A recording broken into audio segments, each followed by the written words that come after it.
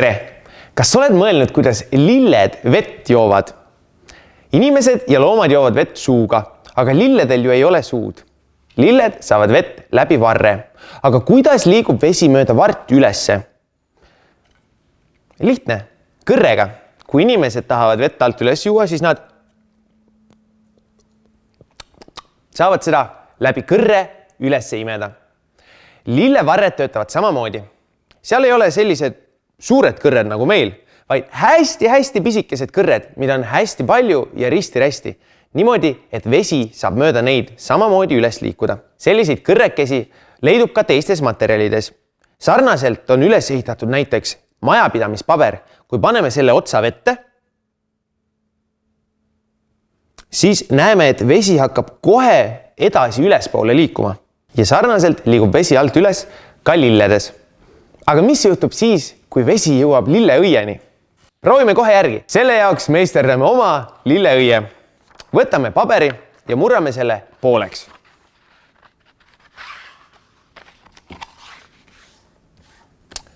Kui ühe korra on paber pooleks murtud, siis murrame ta teistpidi veel.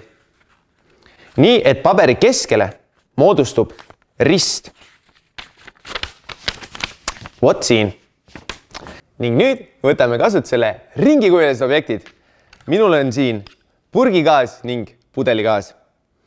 Paneme pudelikaane siia keskele ning tõmbame selle ümber ringi.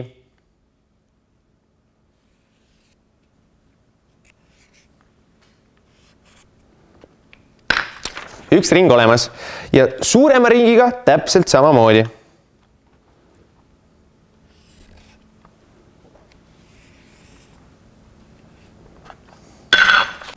Nüüd on meil kaks ringi üksteise sees. Värvime sisemise ringi seda värvi, nagu tahame, et meie lilleõie keskmine osa tuleks ning välimise ringi seda värvi, nagu tahame, et lille kroonlehed oleksid.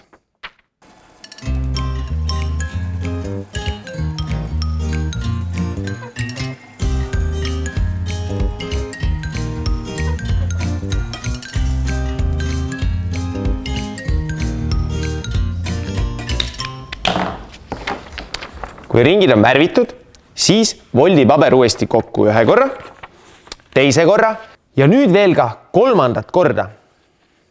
Nii viisi. Võta käärid. Kääridega ole väga ettevaatlik, sest käärid on teravad. Ning kui tunned, et vajad abi, siis küsi õpetajalt. Ning lõikame selle nurga maha siit välimise ringi servast. Jääb alles selline kolmnurk. Ning selle kolmnurga ülemised kaks nurka lõikame nüüd veel ümaraks.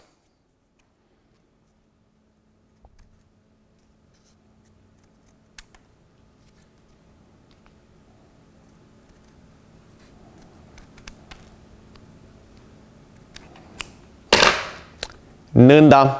Ning kui nüüd lille lahti voldime,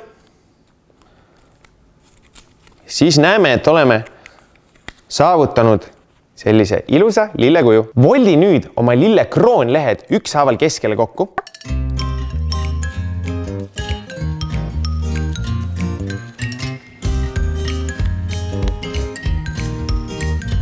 Ning viskame lille vette. Nagu näeme, siis lill avaneb. See tuleb sellest, et vesi tungib läbi nende väikeste kõrrekeste kõikidesse lilleotstesse ning lükkab kõik voldid sirgu. Ja nii avanebki meie lill vees. Et sama lille teinekord veel kasutada, tuleb ta ära kuivatada. Selleks on vaja majapidamispaberit. Võtame selle lille siit õõrnalt veest välja ja paneme ta siia paberi peale. Ning voldime teisegi paberit talle veel korra peale, et saaks ta ilusti kuivama jätta. Kuidas aga päris lilledes ikkagi näha seda vee alt üles liikumist? No, kõigepealt on meil vaja päris lillesid. Siin on mul kaks valget lille. Jätame ühe ühte vaasi ja teise teise. Lisame ühele lilledest toiduvärvi. See siin on sinine toiduvärv, mis tähendab, et see vesi, kus see lill sees on, muutub samuti siniseks. kui lill nüüd tõepoolest seda vett suudab endale alt üles õide liigutada, siis peaks ka see lilleõis värvuma siniseks. See katse võtab mõned päevad aega ning meie alustasime selle katsega juba paar päeva tagasi.